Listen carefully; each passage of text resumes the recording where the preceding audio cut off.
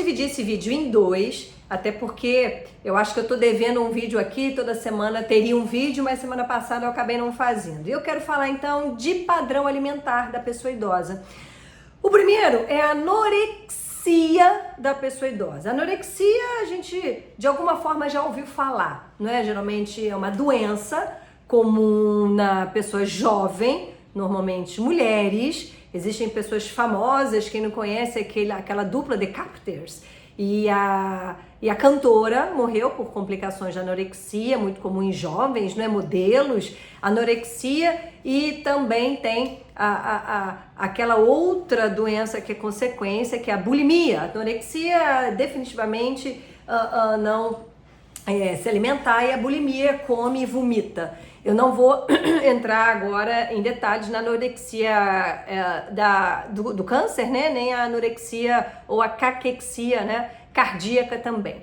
Mas eu quero falar da anorexia fisiológica. A pessoa idosa, com o tempo, ela sim vai comendo menos, ela tem um maior tempo para se alimentar, então ela come mais devagar, ela fica saciada mais rapidamente, então é melhor do que comer aquele pratão cheio, que ela coma fragmentado, né? Pequenas porções para melhorar essa saciedade. Há inclusive números que mostram que ao longo da vida, né, dos 30 aos 80 anos, há uma redução de até 30% dessa carga energética. Um dos motivos é a redução mesmo do dia a dia, da mobilidade, a pessoa que não, né, procurar estar ativa, né, porque se aposenta. Às vezes não tem hábitos, né, como atividade física, não tem atividades como o lazer, não é? O sair de casa, propriamente dito, para um lazer com família, com amigos ou viagens, ou seja, tem um dia a dia mais em casa, ou mais caseiro, ou quando sai é só para, sei lá, pequenas compras, acaba essa redução desse metabolismo, não é? Essa redução da mobilidade, redução do metabolismo, então você tem uma menor gasto energético. E isso sim pode levar a algumas preocupações dos filhos. Ah, mamãe não tá comendo, papai não tá comendo. Às vezes ele não consegue, porque ele também não precisa tanto, já que ele não tem esse gasto energético. Só que tem uma outra coisa que preocupa também, que é o risco nutricional em virtude de um prato, por exemplo, mais preto e branco, digamos, mais monótono, rico em carboidrato, principalmente carboidrato refinado, rico em comida mais industrializada, fáceis de fazer, um macarrão instantâneo, algo congelado que põe lá no forno ou na airfryer, agora tá na moda. E os produtos, né, os alimentos mais in natura ou que precisam cozinhar, por exemplo, ou até eu falei do forno, né, mas e no forno isso não se faz por vários motivos, né? Ou o medo, né, de esquecer o fogo ligado, o medo de se queimar ou de se cortar, ou até aquela preguicinha, né, cozinhar só para uma ou duas pessoas. Mas isso é um grande risco, porque tem o risco da desnutrição. E aí, alguns números chamam a atenção. Até 50% das pessoas em comunidade, pessoas idosas da comunidade, elas já têm um risco nutricional. Olha só que interessante, são pesquisas, não é? Estão inseridos, né, na literatura da geriatria, da gerontologia, né, nos livros de nutrição, na fonoaudiologia. A gente sabe que a dificuldade de engolir, que é a disfagia, também pode gerar desnutrição.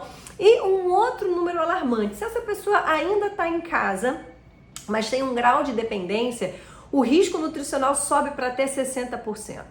Se eu estou falando de hospital, o risco nutricional aí que sobe mesmo. Mais de 80% das pessoas idosas têm risco nutricional no hospital e isso piora a cada semana. E quando eu estou falando de idosos, né, pessoas idosas numa instituição asilar, né, numa instituição de longa permanência, esse risco nutricional pode efetivamente acontecer, ou seja, se tornar uma desnutrição, e essa desnutrição leva a sérias consequências, não é? A piora de uma sarcopenia já existente, com isso da fragilidade. O índice é maior que 80, 85, 90% de risco nutricional nas ILPIs, e os vários motivos, não é?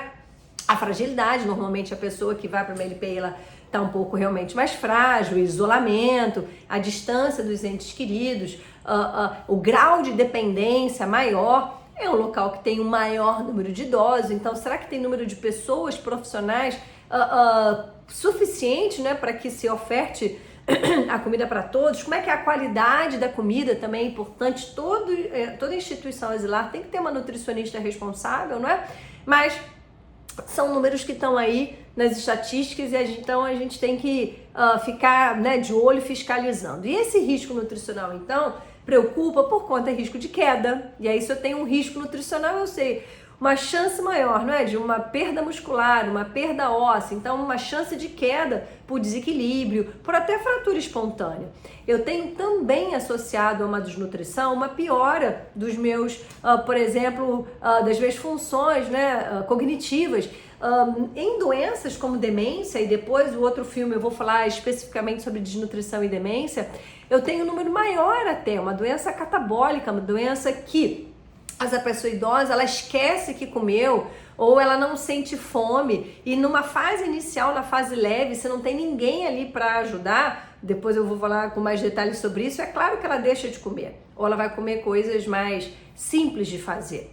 Então, é importante que a gente saiba que existe a anorexia do envelhecimento, seria a anorexia fisiológica, em função, não é, de uma redução desse apetite, de uma redução do gasto energético, uma redução dessa sensação de fome. A gente então percebe uma rapidez, não é, dessa saciedade, a pessoa logo fica satisfeita, sabe, que estou satisfeito, e com isso ela acaba comendo menor quantidade. E aí o que a gente tem que fazer é estimular, não é, fragmentar essa frequência, essa rotina alimentar. Além disso, perceber se esse prato não é monótono, não é, se é preto e branco, não é, se falta cor nesse prato. Um prato colorido nos demonstra exatamente o número de vitaminas que ali estão. E a gente não pode esquecer, como eu falei, do aporte proteico. Imagine um prato aqui em que metade desse prato são saladas, verduras, legumes esses que são legumes mais leves, né? Sei lá, abobrinha, berinjela.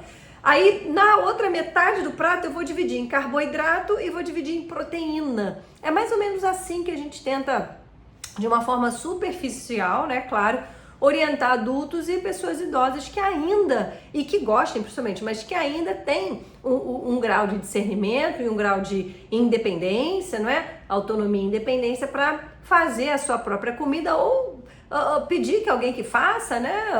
Ou até congelar, mas tem que ter cuidado com o congelamento. Nem todos os alimentos devem ser congelados e também nem todos por muito tempo, para não perder a proteína, ou não perder a vitamina, não perder, né, ali o que tem de melhor para oferecer.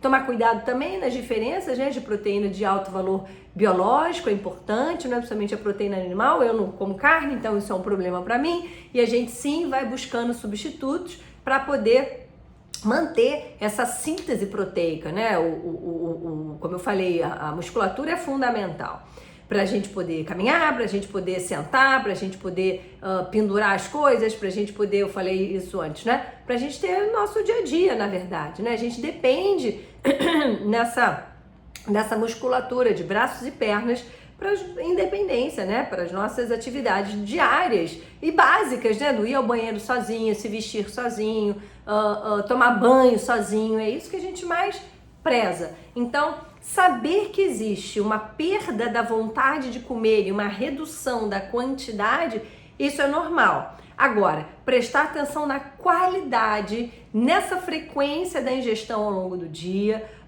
como se faz a comida, muita fritura, é muito enlatado, é muito refinado, não é? Muito industrializado. Que tipo de comida é essa? E se cabe alguma ajuda, até, por exemplo, de um profissional da nutrição. Às vezes é um estado bucal que não tá legal, um dente, né, um canal para fazer, uma ferida na língua. Às vezes essa dificuldade de engolir, sempre vai ter aí algum item para a gente investigar melhor e saber o porquê dessa dificuldade de alimentação. Se não, tem que avaliar esse histórico, né? Às vezes tem pessoas que sempre comeram um pouco, mas entender que aí, mais do que nunca, os suplementos alimentares são muito importantes, né? Vocês compram na farmácia, o importante é não deixar de suprir as necessidades básicas alimentares, não é? Carboidrato, proteína e gordura, e os oligoelementos, vitamina B12, vitamina B6, vitamina A, vitamina D, vitamina C, enfim, né? E os outros oligoelementos também, né? Tem zinco, tem cobre, molibdênio, tem tanta coisa aí pra gente se fortalecer, não é? Para manter a vida mais saudável. Uma boa alimentação melhora o humor, melhora a autoestima, melhora a pele, a gente dorme melhor. Então é importante prestar atenção nessa comida dos seus pais. E agora eu vou fazer um outro videozinho sobre alimentação na demência.